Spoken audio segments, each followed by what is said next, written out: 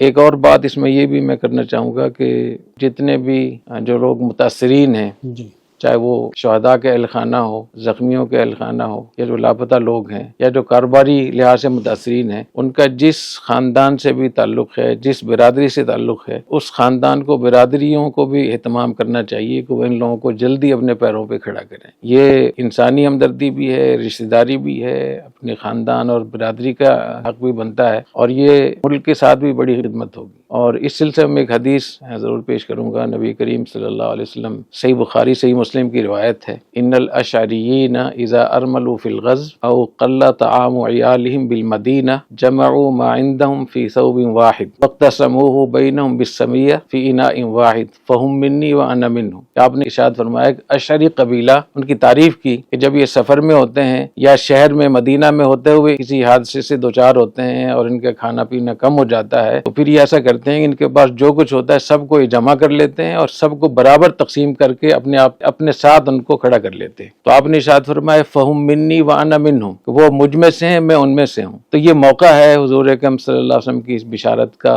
حقدار بننے کا کہ جس خاندان سے بھی اس کا تعلق ہے، اس خاندان کے لوگ ان کی اتنی مدد کریں کہ وہ ان کے برابر ہو جائیں، اپنے پیروں پہ کھڑا ہو جائیں۔ تو میں سمجھتا ہوں کہ اپنی اپنی کمیونٹیز کو اور برادریوں کو چاہیے کہ ان لوگوں کو خوب ان کی مدد کریں، اور اس سلسلے میں جو بھی وہ کر سکتے ہیں کریں۔ بہت سے لوگ ایسے ہوں گے جن کے لیے روزگار کی ضرورت ہوگی، تو ان کو روزگار فراہم کریں۔ حضور اکرم صلی اللہ علیہ وسلم نے ارشاد فرمایا خیر الناس من ینفع الناس، تم میں بہتر وہ ہے جو لوگوں کو نفع پہنچائے۔ اور فرمایا کہ بہتر انسان کون سا ہے؟ فرمایا جو کسی مسلمان کے دل میں خوشی پیدا کرے، سرور تدخلوا فی قلب مسلم، وہ خوشی جو آپ کسی مسلمان کو دے دیں۔ تو اس وقت میں ان کے دلوں کو خوش کرنا، ان کو حوصلہ دینا، تسلی دینا کتنا بڑا کام ہوگا۔ اور آپ نے ارشاد فرمایا کہ لان امشی مع اخ فی حاجت احب الی من ان اعتکف فی هذا المسجد شہرا، میں اپنے بھائی کی ضرورت پوری کرنے کے لیے خود چل کر جاؤں ان کے ساتھ، یہ میرے لیے بہتر ہے اس سے کہ اس مسجد میں، یعنی مسجد نبوی میں 1 مہینہ اعتکاف بیٹھوں۔ تو یہ موقع ہے ہماری حکومتوں کے لیے،